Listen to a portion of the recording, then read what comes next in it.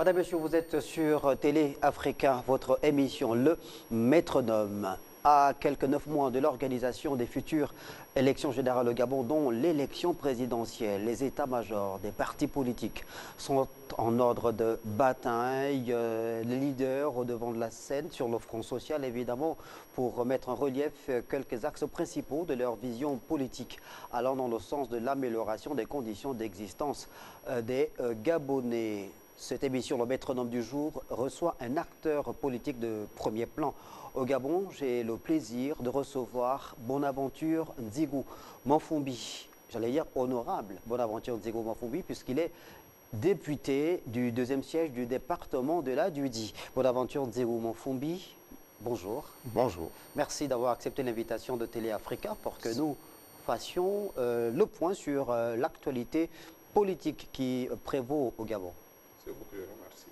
Je rappelle que vous êtes surtout le président du FAIR, le Front d'égalité républicaine, et que vous êtes là, non pas seulement en qualité de président du FAIR, de député du 2e siège du département de la Duni, c'est dans la province de la Nyanga au sud du Gabon, mais aussi parce que vous êtes l'un des membres de la Convention républicaine et patriotique pour la paix et le développement, une convention qui a organisé une grande rencontre le 22 octobre dernier qui aboutit sur la signature d'une charte. C'est bien ça? C'est exact. Alors dites-nous, Bonaventure Nzigou Manfumbi, pourquoi est-ce que vous avez accepté, vous en tant que acteur politique expérimenté, accepté de faire partie de cette convention?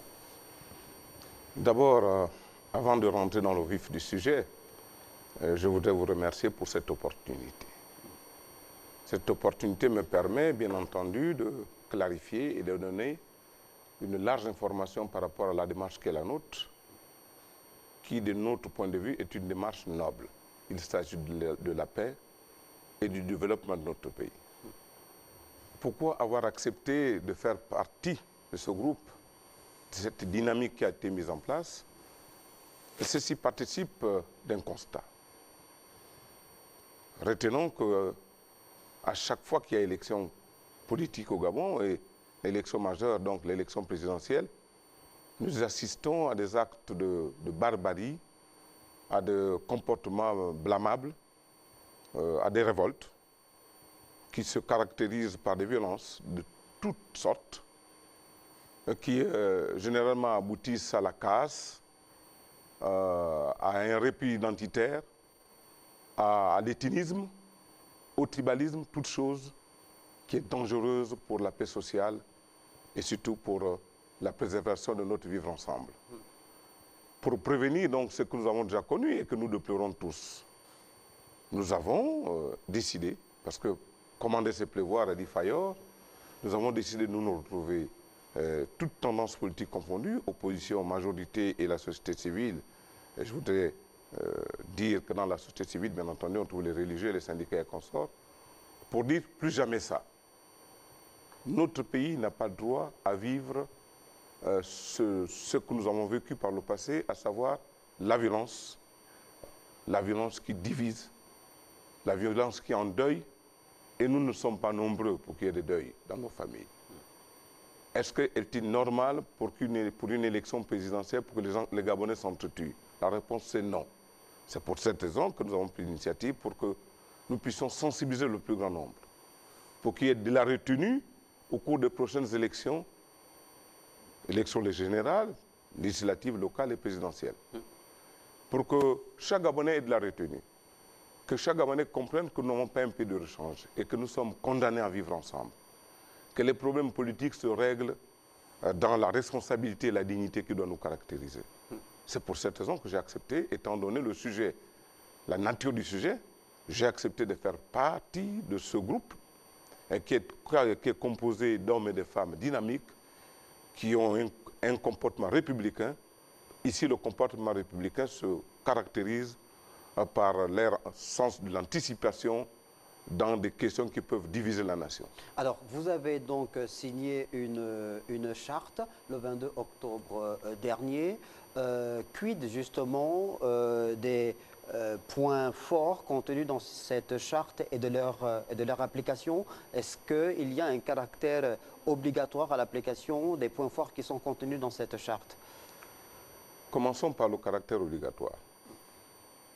Oui, moralement, et de manière responsable en tant que Gabonais, nous avons l'obligation de respecter le contenu de cette charge. Nous n'avons pas le droit de sacrifier nos enfants pour des affaires politiques. C'est une responsabilité. Donc, si nous nous sentons convaincus de ce message, c'est une obligation de participer, de soutenir la démarche qui est la nôtre. Ensuite, quels sont les objectifs? Quel est le contenu de la charte? La charte, nous avons dit quoi? Nous avons dit respect de la Constitution, respect de l'état de droit, non à toute forme de violence, oui à une élection apaisée, à une élection transparente et apaisée. Oui, nous devons reconnaître le résultat des urnes. Oui à ce que les organisateurs puissent mettre en place un mécanisme qui permettrait aux Gabonais de se reconnaître et qu'il y ait moins de contestation. Nous disons aussi que quand il y a contestation, n'incitons pas à la violence. Ou alors, ne faisons pas dans la violence. Saisissons les institutions prévues par la Constitution et qui sont habilitées à régler ce genre d'incompréhension, alors de ce genre de conflit ou de contentieux politique. Mais envoyer des enfants des autres dans la rue est un comportement blâmable. Je ne voudrais pas ajouter un autre qualificatif, mais comprenez tout simplement, envoyer des enfants d'autrui dans la rue est un comportement suicidaire et dangereux pour la stabilité de la nation. C'est pourquoi nous disons plus jamais ça. Alors, Bonaventure Zego Mafumbi, donc dans cette charte, il y a le point relatif à l'organisation transparente des futures élections, des élections générales, dont l'élection présidentielle. Au mois de novembre, normalement, le CGE, le Centre Gabonais des élections, devait, sa nouvelle version, on va dire, devait voir le jour avec un nouveau bureau, peut-être un nouveau responsable. Les différentes parties engagées dans le processus électoral devraient donc peut-être décliner le futur calendrier des élections. Mais la Cour constitutionnelle, la haute juridiction, qui a célébré ses 30 ans au mois de février dernier, avait lancé un appel aux acteurs politiques en souhaitant que les acteurs politiques davantage s'intéressent aux futures élections, mais surtout s'organisent déjà, chacun dans sa formation, pour que les problèmes de transparence ne soient pas le nœud gordien de l'organisation des futures élections. La responsabilité des acteurs politiques que vous êtes. C'est vrai qu'il y a le CGE, il y a le ministère de l'Intérieur et la Cour constitutionnelle qui intervient en dernier ressort, mais votre responsabilité, vous, en tant qu'acteur politique, elle se situe à quel niveau, surtout que la Cour vous demande de faire en sorte que sur l'ensemble des bureaux, vous soyez représentés pour éviter justement les questions de fraude? D'abord, il faut se féliciter de la décision de la Cour constitutionnelle qui, dans son rendu, a demandé le renouvellement du CGE. Il faut se féliciter. Bien évidemment, certains acteurs ont, si ma mémoire est forte, ont introduit un certain nombre de recours auprès de la Cour. Et la Cour a répondu en disant « Organisez le renouvellement du CGE ». Nous nous félicitons de cette démarche. S'agissant de la responsabilité, non seulement elle est collective, mais effectivement, les partis politiques, soient-ils de l'opposition ou de la majorité, ont une responsabilité devant l'histoire. Celle d'inciter leurs militants à la retenue par des séminaires de sensibilisation. Il faut former, informer, sensibiliser les militants pour que ces derniers n'affichent pas ou alors n'utilisent pas certains réflexes qui, aujourd'hui, peuvent faire mettre à mal le vivre ensemble. C'est une responsabilité. Et tout parti politique républicain qui veut préserver la cohésion de la nation doit prendre conscience que sensibiliser les populations, ces militants, est une responsabilité, est une obligation. Donc, je pense que pour préparer ces élections de manière apaisée, il faut que chaque acteur politique, les partis politiques en particulier, prennent leur bâton de pèlerin, fassent le tour de leur circonscription politique pour dire plus jamais ça, voilà ce qu'il faudrait faire lorsqu'il y a une décision qui est contestable, voilà ce qu'il faudrait faire lorsqu'il y a un résultat dans lequel vous ne vous reconnaissez pas, Mais par contre, inciter chacun de vos militants à la retenue. C'est un élément important pour préserver la stabilité de la nation. Notre économie aujourd'hui, permettez-moi l'expression, est pratiquement en lambeaux parce que les signaux sont rouges. Il y a cette élection de 2023 qui est en discussion dans les bars et un peu partout. De notre point de vue, nous pensons que lorsqu'on regarde, on pense à un moment donné que tout va bien. Non, nous sommes dans un comportement de précarité sur le plan politique. Ça voudrait dire, en d'autres termes, que ce qui est le semblant de stabilité est tout simplement un leurre. Parce qu'il y a de la chaleur. C'est pour cette raison que nous disons, avant que les choses ne se gâtent, commander se prévoir, il faut déjà rappeler les uns les autres à la responsabilité, à la retenue, pour que notre pays ne glisse pas comme certains pays voisins. Donc, ce que vous dites, c'est l'un des créneaux que nous sommes en train d'utiliser pour faire le tour du pays. Dans les jours qui sont, nous allons organiser, dirais-je, une caravane et nous allons faire le tour du pays pour dire aux Gabonaises, aux Gabonais, plus jamais ça, plus de violence dans notre pays. Contestons des élections en utilisant un mécanisme qui sont des mécanismes constitutionnels, la Constitution acceptée par toutes les parties. Ben, il va de soi que lorsque nous avons accepté un schéma, il faut le respecter. La fraude, mais la fraude aussi est tributaire du comportement de ceux que nous envoyons dans les bureaux de vote. Justement, à ce niveau-là, absolument, la j'en conviens responsabilité et l'organisation des acteurs politiques que vous êtes, est-ce que vous êtes aujourd'hui à même de pouvoir avoir sur dans l'ensemble des bureaux qui sont sur l'ensemble du territoire, des représentants, par exemple? Non, on peut avoir des représentants. Mais vous savez, si quelqu'un n'a jamais vu un billet de 10 000 pendant 10 ans, mais qu'on vient de présenter 50 000, il cède à la tentation et c'est humain. C'est blâmable, mais c'est humain. Mais qui favorise ça? Mais parce que tout simplement, nous voulons faire les choses comme pour justement assujettir les Gabonais. Il faut financer les partis politiques pour leur donner les moyens. Pour que lorsqu'il envoie son gars dans un bureau de vote, que son gars ait le sandwich et le jus. Mais aujourd'hui, les partis politiques qui ne sont pas financés ne sont pas capables. C'est le point de vue défendu par un autre acteur politique. Absolument, il faut financer les partis politiques pour leur donner une certaine autonomie et que lorsqu'il envoie son représentant, il n'est pas fait. Mais d'autres vous opposent à un autre point de vue, justement sur la question du financement des partis politiques. On estime que depuis 1990, on a investi beaucoup d'argent dans la politique à travers la création, par exemple, du CND, à travers le financement ou les réparations des dommages causés à certains acteurs politiques. Après les événements de 1994, vous vous souvenez de ce qu'on a détruit, Radio Liberté avait été détruite, il y a eu les accords de Paris, ben voilà, donc est-ce qu'on va passer toute une éternité à ne financer que les acteurs politiques? Puisqu'il faut construire le pays, honorable Zengo Mafumbi. Parler ainsi, c'est tout simplement jeter de l'huile dans le feu. Vous savez, une démocratie se construit de manière perpétuelle. La France aujourd'hui, les grandes nations, ont commencé comme nous.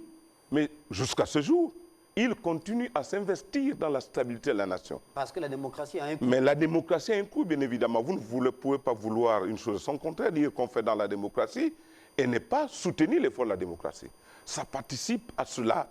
Il faudrait financer les partis politiques pour qu'ils évitent d'aller de l'autre côté ou traverser le fleuve d'en face, aller prendre des financements qui sont considérés comme des financements illégaux. Il faut donc une certaine souveraineté. Mais la souveraineté d'un peuple commence par quoi? Par la responsabilité de l'État à encadrer sa population. Et ici, c'est le parti politique. Il faudrait qu'ils acceptent, c'est une loi. Vous ne pouvez pas prendre une loi et dire, bon, on met ça entre parenthèses, on verra le moment venu. La loi dit qu'il faut financer les partis politiques. Pourquoi la loi dit cela? Parce que c'est une manière de circonscrire un certain nombre de comportements. Éviter des glissades dans le financement des partis politiques. Moi, j'ai des amis à l'extérieur. Est-ce que si tout le monde va vers l'extérieur prendre des fonds, ça ne met pas en péril la sécurité de la nation? Ça veut dire que ces fonds que vous sollicitez, ce sont des fonds qui n'ont rien à voir avec les subventions que l'État accorde aux acteurs des différents partis politiques qui sont engagés dans les élections. Parce que quand vous allez aux élections, vous avez des financements. Vous recevez des financements de la part de l'État. Une élection se prépare. Aujourd'hui, l'État ne finance que la campagne électorale. Et de quelle manière? D'une manière discutable, il faut le dire.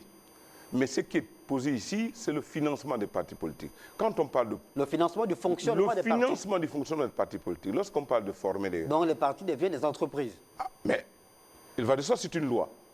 C'est une loi. Comment sensibiliser les militants si vous n'avez pas de moyens? Vous allez vous rendre compte à Oyem, à Mouila, à Franceville, à Koulamoutou, les gens passent. Il faut des moyens. Parce que si nous voulons préserver la paix, c'est ça aussi la paix. Il faut donner les moyens que les acteurs se déploient sur le terrain, qu'ils appellent leurs militants à la retenue. Mais avec quoi vont-ils le faire? Mais est-ce que vous ne pensez pas que c'est un peu utopique? C'est-à-dire que moi, j'ai les moyens, vous voulez prendre ma place, mais vous voulez que je vous donne mon argent pour que vous m'enleviez demain. C'est bien ça. Mais c'est ça la démocratie. C'est ça la démocratie. Chacun tire la couverture de son côté, c'est vrai. Mais tout en privilégiant l'essentiel, la paix. La paix, financer les partis politiques est une partie, est un élément de la paix. Parce que ça évite que les partis aillent dans tous les sens. Ça leur donne des outils. Tout le monde n'est pas violent. Mais comme tout le monde n'a pas les moyens d'aller vers les populations pour aller dire ne faisons plus ça, mais ils sont assujettis. Or, ces gens-là qui pensent que le Gabon a besoin de paix, ben, devaient aller vers leurs militants. Ils ne sont pas tous à Libreville pour dire arrêtons ça, ne faisons pas comme ça. Voyons d'abord le développement du pays avant de penser à la casse ou alors à l'antagonisme politique qui ne servira à rien. Mais pourquoi les gens ne peuvent pas le faire? Parce qu'ils n'ont pas de moyens. Encourageons ceux qui peuvent le faire, mais comme on ne peut pas faire un tri, donnons et finançons, dirais-je, des partis politiques qui soient forts. Avoir un adversaire fort, c'est mieux que d'avoir un adversaire que vous allez terrasser en 2 secondes. D'ailleurs, ce ne serait même pas glorieux pour vous. Moi, quand je vais à une élection, je commence à dire, il y a 10 adversaires, mais il y a 2 qui sont puissants, je commence à me réveiller. Ça voudrait dire que si je gagne avec honneur et dignité. Mais si vous gagnez sans combattre, mais ce n'est pas convaincant, c'est une victoire qui n'est pas convaincante. Et bien entendu, votre légitimité prend un coup. Bonaventure Zegoma Fumbi, on reste sur la question relative à la transparence électorale. Vous avez pris part à plusieurs grands rendez-vous depuis 1990 qui ont mis cette question de la transparence électorale au centre du débat. Les accords d'Arambo notamment, il y a eu une évolution notable enregistrée dans ce domaine-là. Aujourd'hui, on est passé à un vote biométrique dans notre pays. Par rapport à 2023, à ces élections générales, que souhaite le leader politique que vous êtes, que souhaite le président du FER par rapport à la question liée à la transparence électorale? Non, d'abord, la question liée à la transparence électorale est une question qui ne se règle pas le même jour. Ça ne peut pas se régler comme une baguette magique, j'en conviens. Mais nous devons accélérer le processus pour éviter que notre pays tombe à chaque fois dans le chaos. Les événements de 2016 sont encore en mémoire. Il faudrait éviter cela. Il faudrait donc améliorer notre corpus légal. Notre corps électoral aujourd'hui, disons, est sujet à caution. Figurez-vous, qui s'inscrit dans un village? C'est des personnes qui, généralement, ne connaissent même pas le village. Mais comme la loi est confuse, ben on permet qui n'est pas de ce village de venir voter, de venir s'inscrire. Il faut rectifier cela.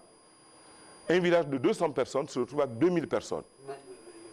Cela favorise la fraude. C'est très intéressant ce que vous dites. Absolument. On va s'arrêter sur ce point. Bon, moi je suis de Mouedji. Ouais. C'est dans la Nyanga, le 3e canton, je pense, département de Bogouti. Je réside à Libreville. Est-ce que vous pensez que j'ai le droit d'aller me faire inscrire à Mouedji si je dois prendre part à une élection en tant que votant? Bien, vous estimez que comme je suis à Libreville, je travaille à Libreville, je n'ai pas le droit d'aller me faire inscrire au village chez moi à Mouedji? Le sens de la responsabilité voudrait que là où vous vivez, vous puissiez voter dans cette ville-là. Parce que vous connaissez tous les facteurs économiques, socio-économiques. Non, je ne suis plus de Mouedji parce que je vis à Libreville. Non, vous êtes de Mouedji, mais vous ne connaissez plus les réalités de Mouedji. Vous allez voter, vous votez quoi finalement? Parce que voter, c'est un projet. Vous vivez dans l'estuaire. Oui. Est-ce que vous vivez dans la... Moi, j'ai conçu chez moi. Ah oui, j'ai conçu chez moi, j'ai un pied sur terre. Je reste plusieurs mois dans mon village. Ce n'est pas le cas de beaucoup, qui ne connaissent même pas dans la carte du Gabon où se situe son village. Voilà un élément comme ça qui vient et vient fausser la sincérité du vote. Parce qu'au lieu de 300 électeurs dans ce village, on se retrouve, comme je l'ai dit tantôt, avec 2000, 3000 personnes. Ça fausse le résultat. Ça voudrait dire que les autochtones eux-mêmes n'ont pas pu s'exprimer normalement et donner la véritable position. Il faut leur donner la possibilité de choisir de manière responsable. Là, c'est un vote. Vous les obligez à choisir n'importe qui. Quelqu'un qui ne maîtrise pas, qui ne connaisse pas. C'est ça la réalité. Les gens vivent à Libreville pendant 20 ans.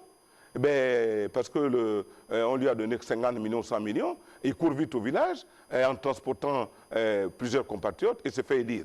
Mais les populations ne se reconnaissent pas en lui. Ça fragilise notre démocratie, cela. Il faut rectifier.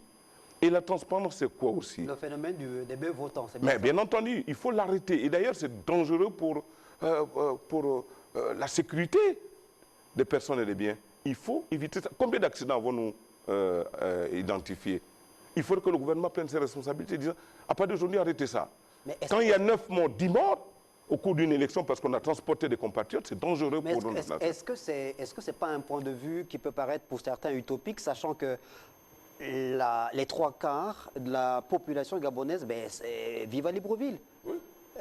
Si aussi vous dites qu'il faudrait que ceux qui vivent à Libreville n'aillent pas se faire inscrire dans leur localité, dans leur village, est-ce que c'est réaliste? Il faudrait rectifier. J'ai dit, vous pouvez vivre à Libreville, mais si vous connaissez, vous vivez les réalités du village, vous êtes tout à fait fondé d'aller vous inscrire au village. Mais vous n'avez jamais mis pied.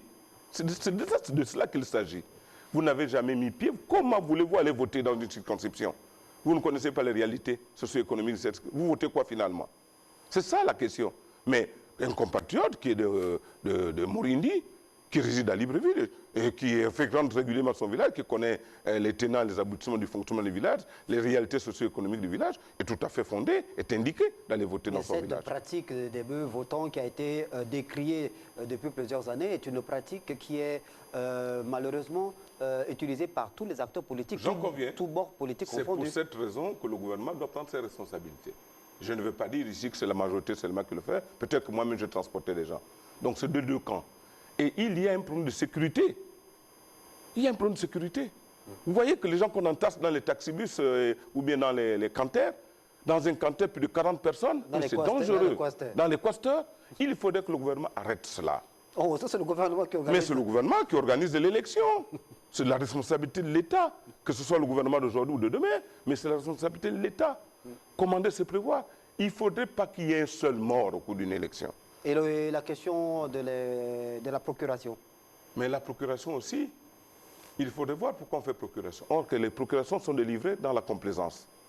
Si le candidat ne vous revient pas, il peut vous amener tous les justificatifs, vous ne lui donnez pas de procuration. Et on se retrouve dans un bureau de vote avec 40-50 procurations, ça fausse la sincérité du vote. Là aussi, il faudrait que les acteurs politiques et le gouvernement se retrouvent pour discuter la question de la procuration. À quel moment on doit donner la procuration et qui donne les procurations? C'est ça. Et pour quel motif? Et pour quel motif? Parfois, c'est des farfelus qui viennent en venant inventer des sujets. Et comme le président du bureau de la commission est un complice, mais délivre cette procuration par complaisance. Et ça suscite des mécontentements et c'est dangereux pour la paix. Mais aujourd'hui, pas aujourd'hui, le modèle qui a été choisi par le Gabon depuis plusieurs années, on organise les élections depuis 1990, la plupart des bureaux de vote sont quand même des bureaux composés à parité.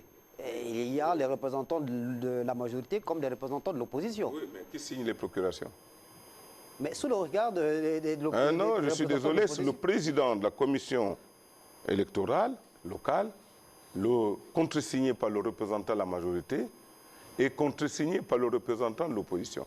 Mais le représentant de l'opposition, il est tout seul. Ah ben bien sûr, il est tout seul. Mais il jouit de ses facultés intellectuelles. Non, mais il est tout seul. Il n'a pas les moyens d'influencer les autres membres de la commission. La parité, c'est au niveau des scrutateurs. Mais au niveau de la commission, la parité n'est pas effective. Vous pensez, moi je suis fonctionnaire du ministère de tel ou tel ministère. Vous m'envoyez aller dans le cadre de ces élections, représenter le ministère. Moi, je veux être contre mon ministère. Et ma carrière, qu'est-ce que j'en fais? C'est pas évident, ça. Voilà. Donc, vous avez soulevé une question importante. C'est la biométrie. Mais la biométrie, il faut le dire, elle est biaisée. Il faudrait qu'on prépare des élections responsables qui nous amènent vers des élections apaisées. Nous pouvons faire une biométrie normale. Ça voudrait dire que celui qui a la Libreville ne peut plus aller voter en Toum. Et celui qui tente d'aller voter en Toum, l'appareil peut signaler en disant « Monsieur Nzigou, vous avez voté à Libreville, vous voulez tricher. » Et c'est simple comme bonjour. On peut le faire. Nous avons suffisamment de moyens. Le Gabon n'est pas un petit pays sur le plan économique, même si notre économie balbutie. Nous pouvons réaliser cela. Cela éviterait les contestations inutiles. Nous mettons en danger notre pays. Et pour éviter que le pays glisse, comme nous l'avons connu, pas seulement en 2016, mais plusieurs années durant, chaque élection, les gens se soulèvent. Il faut préparer ces élections dans la responsabilité et dans la prudence, dans la précaution totale. Et l'une des précautions, c'est mettre en place une biométrie véritable. Pour que les gens, moi je connais les gens, malgré la biométrie, ils changent de figure, je ne sais pas comment ils procèdent, ils votent à Tchibanga le matin et le soir il a Mourindi dans l'après-midi. Et c'est dangereux. Lorsqu'on attrape ce monsieur, il y a bagarre. Mais ça commence comme ça, par une petite bagarre. Et ça déclenche. Ce n'est plus, c'est des familles qui s'affrontent, après c'est des familles, c'est l'embrasement dans le pays. Ce sont toutes ces questions que vous avez mises dans cette charte et que vous avez... Plus jamais ça, il faudrait, je l'ai dit tantôt, respecter les institutions de la République, respecter la Constitution de la République, éviter d'inciter nos compatriotes à la violence, éviter toute forme de violence, organiser des élections transparentes et apaisées, faire en sorte que les résultats des urnes soient respectés et qu'il est hors de question que pour une élection, les Gabonais, les uns et les autres, appellent à la violence ou à la manifestation publique qui aboutit par la casse des noses. Vous savez, des symboles comme l'Assemblée nationale, lorsqu'on vient brûler la représentation nationale, le siège de la représentation nationale. Mais ce n'est pas bien pour une nation. Ça fait en sorte que ceux qui viennent investir sont obligés de s'interroger sur la stabilité de ce pays-là. Parce que c'est un symbole, l'Assemblée nationale. On vient brûler, alors comment voulez-vous que ceux qui investissent dans le pays viennent? Ils vont s'abstenir. Et la conséquence, nous la subissons aujourd'hui. Il faut reconnaître que nous sommes en train de vivre des moments difficiles. La pauvreté est très élevée, il devient endémique dans notre pays. Plusieurs pays dans le monde. Mais bien entendu, plusieurs pays, mais le Gabon en fait partie. On aurait pu l'éviter si seulement certaines précautions auraient été prises. Mais aujourd'hui, on est de plein fouet dans la pauvreté. Ça frappe à la porte de chaque Gabonais. Le chômage des jeunes dépasse les 33% aujourd'hui, si mes souvenirs sont bons. Il faut éviter cela. Mais pour éviter cela, il faut de la paix, il faut de la stabilité dans un pays. Pour développer une nation, il faut la paix. Il n'y a pas de développement sans paix. Il n'y a pas de paix sans développement. Parce que grâce au développement, lorsqu'on trouve le plein emploi dans un pays, que tout le monde mange à sa faim, bien entendu, ça participe à la paix. Parce qu'on ne va pas manipuler quelqu'un qui a bien mangé. Mais pourquoi on manipule les gens? Parce qu'ils sont au chômage. On vient leur dire que voilà, c'est tel pouvoir, je ne sais pas, qui provoque à ce que vous soyez dans la précarité, mettez-vous dans la rue. Mais si nous créons le plein emploi, et que chacun mange midi correctement, et que chacun peut soigner son enfant, que chacun peut envoyer décemment son enfant à l'école, je pense que les questions de paix se régleront tout seules. Bonaventure Nzigou Manfumbi, toujours sur la question relative à la transparence électorale ou surtout à l'élection présidentielle de l'année prochaine, de 2023. Quelle organisation aujourd'hui des partis politiques, notamment le Front d'égalité républicaine, sur la question relative à l'inscription des Gabonais sur le fichier électoral? J'imagine que ça vous préoccupe. Vous voulez être réélu au deuxième siège du département de la Duini, si vous êtes candidat, évidemment. Comment vous procédez? Est-ce que vous êtes en campagne de sensibilisation pour demander à vos populations d'aller se faire inscrire, celles qui sont déjà, par exemple, en âge de voter? Mais lors de ma tournée politique, le compte-rendu parlementaire, voulais-je dire, j'ai demandé aux populations de se mobiliser pour s'inscrire sur la liste électorale, pour ceux qui ne l'ont pas encore fait, et que ceux qui sont en âge d'aller voter et qui atteindront 18 ans puissent se mobiliser le mois venu, lorsqu'on va renouveler, on va procéder à la révision de la liste électorale. Donc, moi, j'ai déjà anticipé et je continue à le faire. Et d'ailleurs, ce week-end, je dois me rendre dans mon siège pour porter la bonne nouvelle, celle de la mobilisation, celle de contribuer à la paix dans notre pays, parce que la paix n'a pas de prix. La paix, c'est la paix. Il faudrait que les gens sachent qu'il n'y a pas de paix, il n'y a pas de développement possible sans paix. Il n'y a pas, vous ne pouvez pas pavaner s'il n'y a pas de paix. C'est pour cette raison que nous devons prendre pour élément essentiel la stabilité de notre nation qui passe par des comportements, qui passe par un certain nombre de comportements. D'abord, éviter certains comportements blâmables. L'étinisme divise la nation. Le tribalisme divise la nation.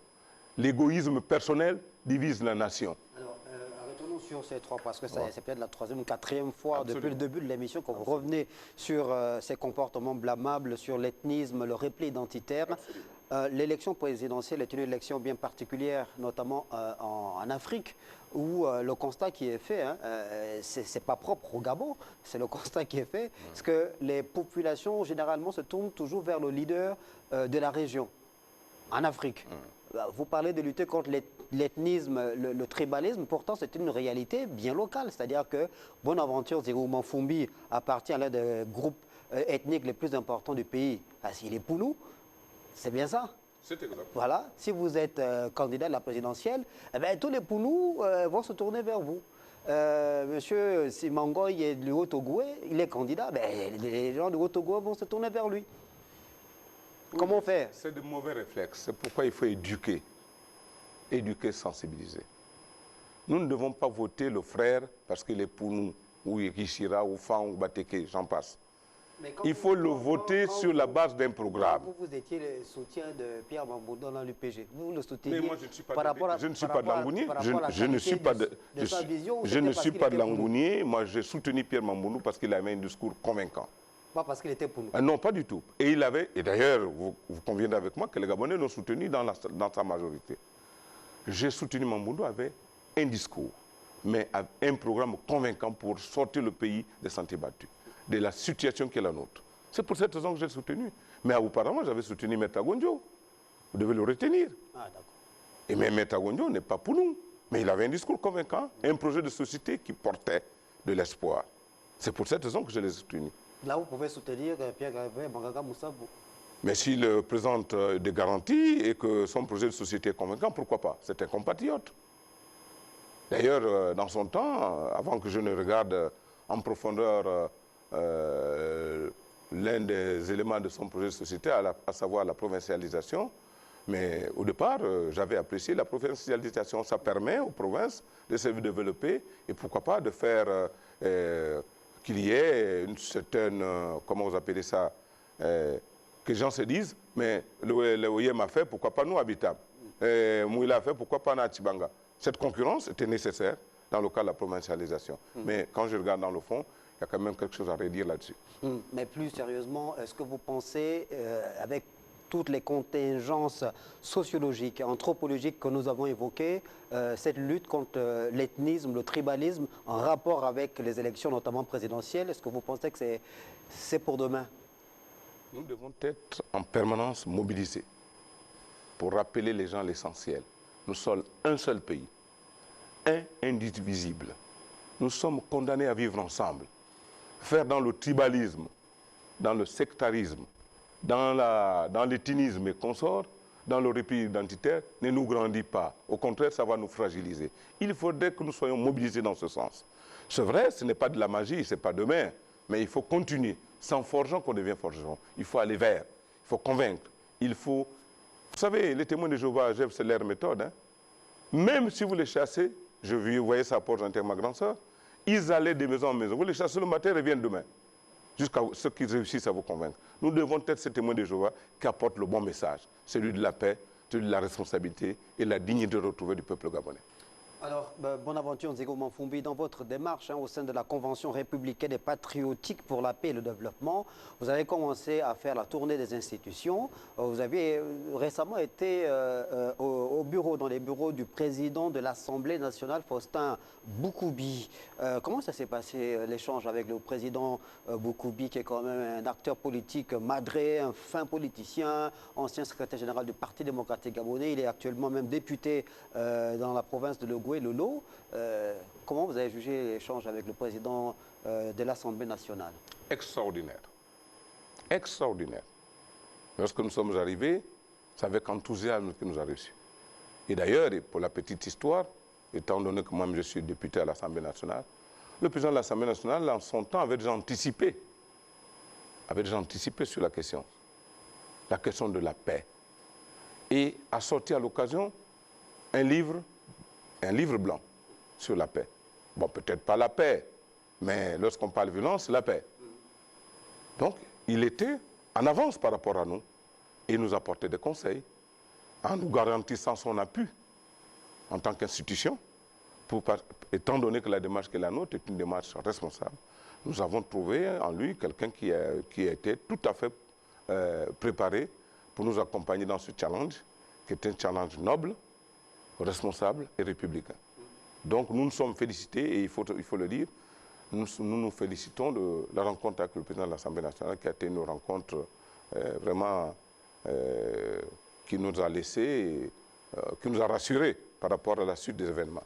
Vous avez également rencontré le président du Conseil national de la démocratie, Séraphin Daourin-Bogo, non? Vous n'avez pas... Absolument. Nous avons non seulement rencontré le président du Conseil national de la démocratie, mais également l'EF, l'Organisation de la francophonie, et son représentant permanent au Gabon, tout récemment. Qu'attendez-vous justement pour rester sur l'OIF?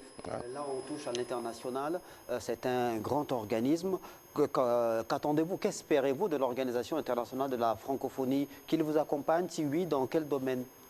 Mais d'abord, nous sommes allés leur informer de la démarche, puisque nous sommes un pays francophone et que le Gabon est membre de la francophonie. Nous sommes allés leur dire, voilà ce que nous sommes en train de faire. Et comme le faites partout, appuyez-nous, accompagnez-nous. La paix, la francophonie a son siège ici, puisqu'il y a un représentant permanent. Il ne faudrait pas que vous assistez comme de simples acteurs, de simples, je ne sais pas comment les qualifier. Non, il faut que vous puissiez vous intéresser à la démarche qui est la nôtre, en nous apportant un appui multiforme. Et d'ailleurs, nous avons eu un écho favorable. Dans le cadre de la campagne de sensibilisation, nous utiliserons le logo de l'EF, ce qui est déjà encourageant. D'accord, ça veut dire qu'on va vous donner peut-être, on espère, des outils de communication. Des outils de communication, c'est tout ce qui nous intéresse. Et bien, en termes de numéraire, nous-mêmes on se débrouille, matin, midi et soir, on essaie de collecter des fonds à notre niveau. Nous sommes quand même députés, je ne suis pas le seul député dans le groupe, et il y a quand même des cadres de la République qui sont avec nous. Mais nous essayons, mais si quelqu'un nous apporte un ordinateur, des blocs-notes et consorts, ça nous arrangerait. Donc là, c'est l'OIF, il faut aussi y aller au siège du Commonwealth. Bien entendu, nous avons pris rendez-vous et c'est possible que nous soyons reçus. Hier, nous étions à l'ambassade de France, donc hier c'était mercredi. Nous étions à l'ambassade de France, nous avons été bien reçus. Et nous avons reçus par l'ambassadeur Alexis Lamec? Non, nous avons été reçus par l'un de ses proches collaborateurs et qui nous a rassuré du soutien de la France dans le cadre de la démarche qui est la nôtre. Alors, il y a toujours ce rapport un peu ambivalent avec la France dans l'espace francophone africain, que ce soit du côté, surtout du côté des acteurs politiques. Alors, la France, parfois, on la déifie. La France, parfois, on dit qu'il faut qu'elle arrête d'avoir un regard paternaliste vers ses anciennes colonies. Il faut qu'elle prenne ses valises et qu'elle parte. Mais de façon régulière, on se tourne toujours instinctivement vers la France lorsqu'on a un petit souci. Comment expliquer cette ambivalence? D'abord, ce n'est pas de cela qu'il s'agit. C'est qu'on reproche à la France le comportement colonialiste. Mais vous vous tournez vers non, là, la France est un partenaire privilégié du Gabon. Et la France a ses intérêts ici. La France n'a pas intérêt à assister ou à être un simple spectateur s'il y a du grabuge au Gabon. Puisque la France a ses intérêts. C'est l'un des partenaires du Gabon sur le plan économique. C'est pour cette raison que nous sommes allés leur dire, ne soyez pas acteurs, de simples spectateurs, accompagnez-nous. Si quelque chose arrive au Gabon, mais vous serez concernés.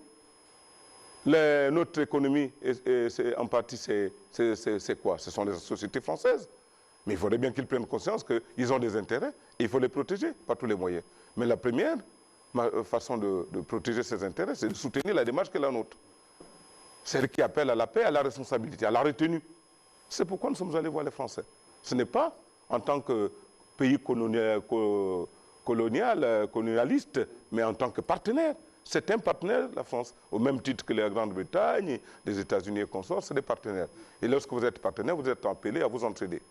Alors, votre campagne, votre caravane va bientôt s'ébranler sur l'ensemble du territoire, c'est bien ça? Vous avez l'ambition de faire les 9 provinces de Gabon? C'est l'ambition, c'est un programme qui va être rendu public dans quelques jours. Et je vous apprends déjà samedi, il va y avoir une grande manifestation des femmes de la Convention. Donc nos femmes vont se retrouver à Edena pour une forte déclaration allant dans le sens de la paix. À l'appel, une déclaration qui va vers les Gabonais en leur demandant de se conscientiser par rapport aux événements que nous avons connus et que 2023 ne doit pas être un objectif néfaste, mais un objectif positif pour notre vivre ensemble. Qui espérez-vous rencontrer en province? Mais tout le monde. Tout le monde. En tête desquels, d'abord, les représentants de l'État. Les provinces sont dirigées par un représentant du chef de l'État qui s'appelle le gouverneur. Nous allons commencer à les rencontrer avant d'entreprendre quoi que ce soit auprès des populations. On ne va pas un bon matin dans une province qui est dirigée par un gouverneur, par l'autorité de l'État, comme ça, sans pourtant les présenter à ces autorités nos civilités et l'objet de notre présence dans la province. Donc après, les autorités, nous allons se mettre dans la ville ou dans le village, dans les départements, pour faire signer notre charte à ces populations, à tous ceux qui penseront, comme nous, que appeler à la paix est une bonne chose. Donc nous sommes convaincus que notre message va porter et que le plus grand nombre va adhérer. Et d'ailleurs, lors de la rencontre du 22 octobre, c'est 1600 personnes, vous l'avez dit, présentes. Donc ça ne nous étonnerait pas que l'on rencontre beaucoup d'engouement en province. Et nous sommes à peu près sûrs que ça se fera comme ça. Et vous êtes convaincu au niveau justement de votre convention, de ce regroupement des partis politiques, de la société civile dans laquelle on retrouve les syndicats et les religieux. Vous êtes convaincu évidemment qu'il faut nécessairement faire ce travail pour commencer à apaiser les tensions. On a vu que on est à quelques 9 mois de l'organisation de la future élection présidentielle, mais que parfois le ton monte un peu selon les différents états-majors des partis politiques et que l'un des leaders, on a parlé de lui tout à l'heure, Pierre Claver Manganga Moussabou, lors de son dernier forum de la presse, n'est pas allé avec le dos de la cuillère pour quasiment dire que en 2023, attention, il pourrait y avoir, je ne sais pas moi, mais bon, mais qu'il faudrait, en tout cas, les propos plus ou moins, on va dire, des menaces à peine voilées. Et ça, c'est dangereux quand si ça sort de la bouche d'un leader, de la trempe des Pierre Claver, Manganga Moussabou, ou bien vous pensez que c'est une forme de poker menteur qu'il est en train de faire, ou il le pense vraiment, voilà. Non, d'abord, je n'ai pas suivi les propos de Pierre Claver Manganga Moussabou. Il faudrait, tout dépend de dans quel contexte s'est-il prononcé. Est-ce qu'il l'a dit de manière profonde en se disant, bon, si je ne gagne pas, on va gaspiller? Je ne pense pas. Je connais la hauteur d'esprit. C'était une interpellation, voilà, voilà. À l'endroit de toutes les parties prenantes dans la chaîne d'organisation de l'élection au Gabon, notamment la Cour constitutionnelle. Je pense que je connais le niveau de responsabilité du président Manganga. C'est un patriote. Je ne suis pas sûr qu'il soit obligé d'appeler à la violence en cas de défaite. Je ne suis pas sûr. Parce qu'il a un niveau de patriotisme. Je connais la personne. Si ça a été dit comme ça, prenons ça avec beaucoup de hauteur et analysons le fondement de son intervention. Pour le moment, je ne l'ai pas suivi, je ne peux pas me prononcer en toute responsabilité. Je risque de glisser. Non, mais la question n'est pas circonscrite à Pierre Claver Manganga Moussabou, mais à l'ensemble des acteurs politiques et de leur responsabilité par rapport à ces échéances électorales qui se profilent à l'horizon, puisque le constat qui est fait, c'est qu'il y a en ce moment quand même parfois certains propos qui peuvent entraîner au dérapage de la part de certains leaders. C'est pour cette raison que nous avons invité tous les leaders politiques à la retenue. Vous pouvez, si vous n'êtes pas d'accord avec la position d'un adversaire politique, vous trouvez les mots qui s'y est. avec l'élégance nécessaire pour dénoncer les travers d'un comportement d'un adversaire. Vous n'avez pas besoin de descendre en dessous de la ceinture ou bien d'inciter à la violence. Le faire, c'est un comportement d'irresponsabilité et dangereux pour la nation. C'est pour cette raison que nous appelons chacun d'entre nous, tous les acteurs politiques, à la retenue. On ne doit pas embraser le pays pour des ambitions personnelles. C'est les enfants de qui que nous envoyons dans la rue? Ce sont les enfants des autres. Ce sont les enfants des autres que nous envoyons dans la rue. Pendant ce temps, nos enfants ne sont pas là. Vous le savez mieux que moi. Et c'est un comportement blâmable, inciter à la violence pour des ambitions personnelles, que les Gabonais comprennent qu'ils ne doivent plus manger de ce pain-là. Et que s'il y a une élection qui a été contestée et que le résultat vous les boudez, mais vous connaissez le mécanisme. Envoyer les enfants de Trouille dans la rue pour affronter les forces de sécurité qui sont armées jusqu'aux dents, c'est un comportement suicidaire, dangereux et blâmable. C'est pour cette raison que nous appelons tous les acteurs politiques, non seulement à la retenue, mais à comprendre que nous sommes dans un seul pays. Le Gabon, notre pays, c'est un pays, disons que nous n'avons pas d'autre pays de rechange. L'unique pays, c'est le Gabon. C'est pour cette raison que si nous sommes conscients que nous n'avons pas payé de rechange, nous n'avons pas à le brûler. Nous n'avons pas à inciter les uns et les autres à se fracasser la tête ou à attraper des machettes. Non. Il faut au contraire appeler la paix et aller vers le sens de l'union. C'était les pays qui sont restés unis. Les nations qui sont restées unies sont devenues fortes, se sont développées. Mais nous faisons presque du surplace. Je ne fais pas injure. Je ne dis pas qu'on n'a rien fait. Mais nous faisons un peu de surplace parce qu'il y a trop d'antagonisme. Et l'antagonisme tue la dynamique d'une nation et le développement d'une nation. Aujourd'hui, notre développement, il est ralenti. Parce que à chaque fois, tous les matins, les gens font dans le sabotage.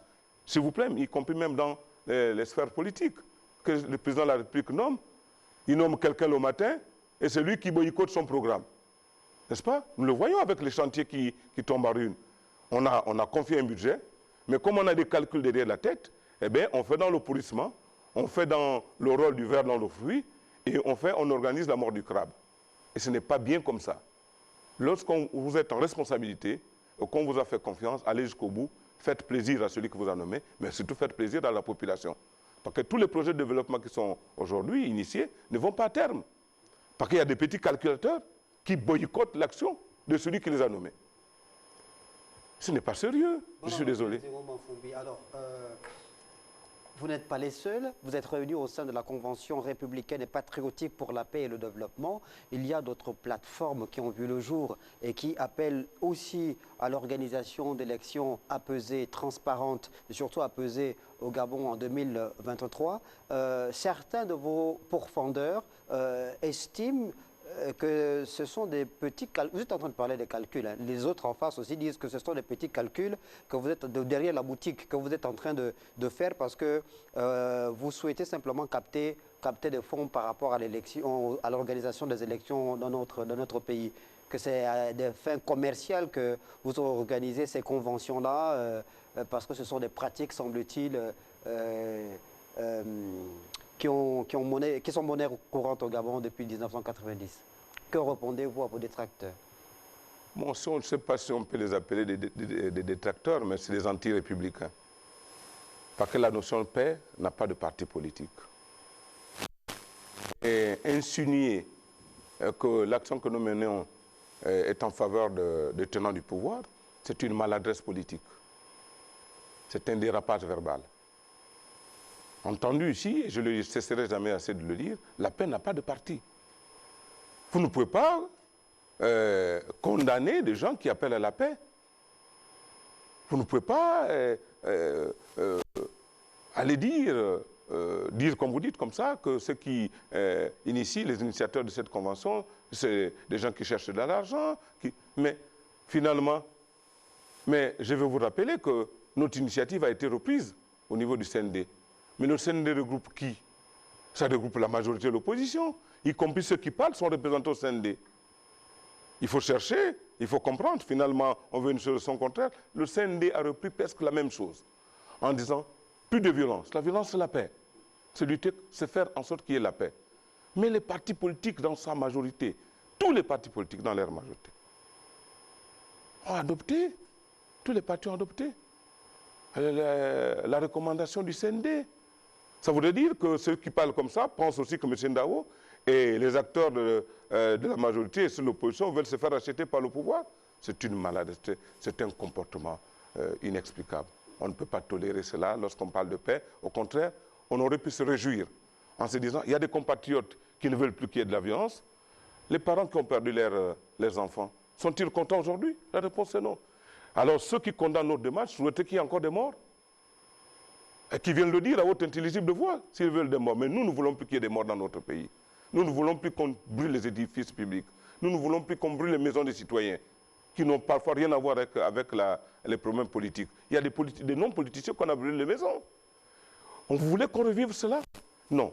Ce qu'il faudrait retenir, c'est que c'est des anti-républicains et ces gens-là qui parlent, qui s'expriment ainsi, n'ont pas leur place au Gabon.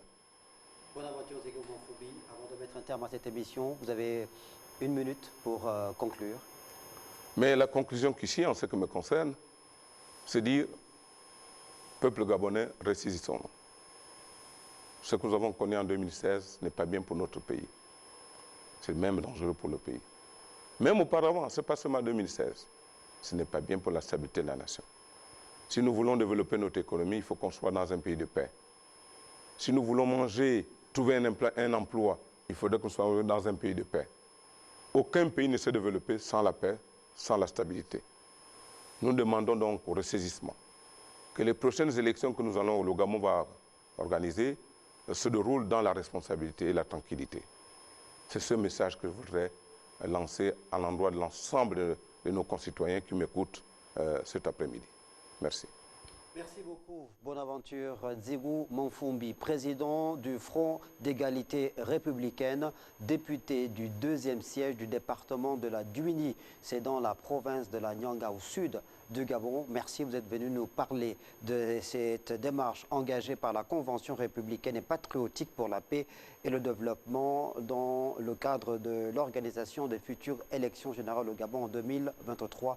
Pour vous, il faut nécessairement préserver la paix qui est le gage principal du développement de tout pays. Merci de nous avoir regardés et bonne suite des programmes sur Télé Africa.